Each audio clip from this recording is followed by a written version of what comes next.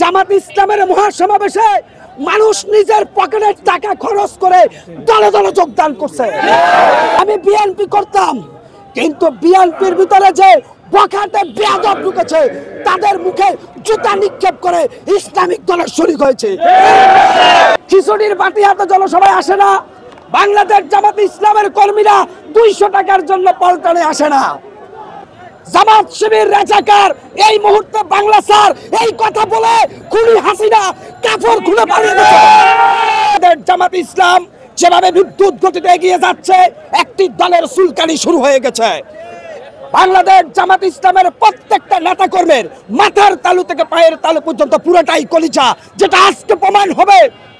আমরা বলতে চাই, জামাত শিবির রাজাকার এই মুহূর্তে বাংলা স্যার এই কথা বলে খুনি হাসিনা কাপড় খুলে পালিয়ে গেছে।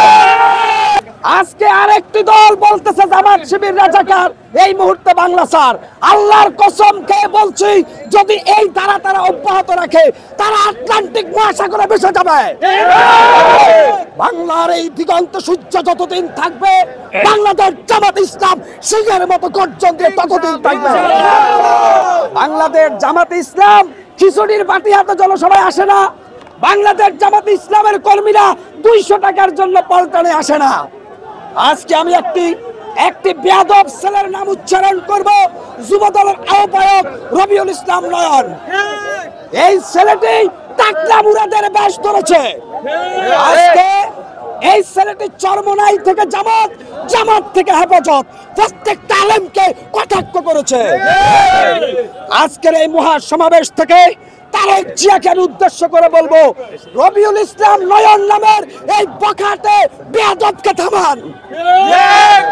মনে রাখবেন, টাকলা মুরাদের মতো লোকেরা যদি বিএনপিতে প্রত্যাবর্তন করে, বিএনপির ধ্বংস অনিবার্য। আজকে আমি বলতে চাই, বাংলাদেশ জামাত ইসলামের প্রত্যেকটা নেতা কর্মী 5 ওয়াক্ত সালাত আদায় করে। বাংলাদেশ জামাত ইসলামের নেতা কর্মী বাজারে ঘাটে বিভিন্ন টেম্পো স্ট্যান্ডে চাঁদাবাজি করে না। আজকে দুঃখ লাগে, জেগেছে জনতা, জেগেছে দেশ, পথ হারাবে না বাংলাদেশ। মনে রাখবেন, বিএনপির স্থায়ী কমিটির নেতাদের বলবো, বিএনপির মিছিলে 60% কর্মী দাড়ি পাল্লাই চিল মারবে অন্ধকারে। আপনারা বিএনপির নেতৃবৃন্দ, খালেদা জিয়া জামাত ইসলামকে মন্ত্রী বানিয়েছিল, শহীদ প্রেসিডেন্ট জিয়াউর রহমান ইসলামের কট্টর সমর্থক ছিল। সেই বিএনপিতে রামার বাম ঢুকে গেছে। আপনারা যারা বাংলাদেশ জাতীয়তাবাদী দল বিএনপি রামার বামের ভাষায় কথা বলেন, তাহলে বাংলাদেশ জামাত ইসলাম 200-র বেশি সিটে জয়লাভ করা এখন সময়ের দাবি।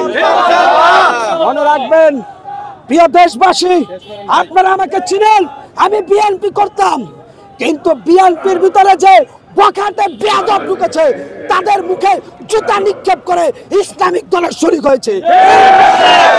কেন? শেখ হাসিনা ছিল হিন্দুত্ববাদী দালাল, যার কারণে আমরা সত্য বলতে পারি নাই। আজকে লেভেল প্লেইং কন্ডিশন তৈরি হয়েছে। আজকে দেখি বাংলাদেশের প্রত্যেকটা জেলায় বিএনপির নেতা কর্মীরা আওয়ামী লীগের মতো করে চোখ রাঙাচ্ছে। মনে রাখবেন, জামাত ইসলামের নায়েবে আমির আল্লামা দেলোয়ার হোসেন সাঈদী যদি আজকে থাকতো, আজকে বাংলাদেশের কোন নেতার টাইম থাকতো না। মনে রাখবেন, সিরিয়ার বাশার আল আসাদ পালিয়ে গেছে, খুনি হাসিনা পালিয়ে গেছে। আগামী দিনে যারাই এই বাংলাদেশে স্বৈরাচারী কায়দায় রাষ্ট্রীয় ক্ষমতা চালানোর চেষ্টা করবেন, আপনারা হাসিনার চাইতে ভয়ঙ্কর পরিণতি ভোগ করার মানুষ আস্তে আস্তে বুঝতে শুরু করেছে কাদেরকে ক্ষমতার মসনদে আনা যায়। অতএব তারেক রহমানের বার্তা বিএনপির নেতা কর্মীরা প্রত্যাখ্যান করেছে। তারেক রহমান তিনি বলেছেন, ভয় দেখিয়ে না, ভালোবাসা দিয়ে মানুষের মন জয় করতে। কিন্তু আজকে দেখি বিএনপির নেতা কর্মীরা আলেম ওলামাদের সাথে বেয়াদবি শুরু করছে। ইনশাআল্লাহ আগামী নির্বাচনে তাদেরকে লাল কার্ড দেওয়া হবে। আসলে বাংলাদেশে একমাত্র জামাতে ইসলাম বা ইসলামিক দল ছাড়া বাকি যারা সভা সমাবেশ করে তারা মানুষকে জোর করে হুমকি দিয়ে নিয়ে আসে।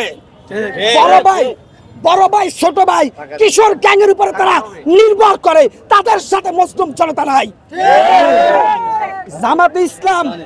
জামাত ইসলামের মহাসমাবেশে মানুষ নিজের পকেটের টাকা খরচ করে দলে দলে যোগদান করছে, কারণ হারামে আরাম নাই ভাই, হালালে বরকত। জামাত ইসলাম হালাল পথে চলে, এই জন্য তাদের সমাবেশে বরকতে বরকত পূর্ণ হয়ে গেছে।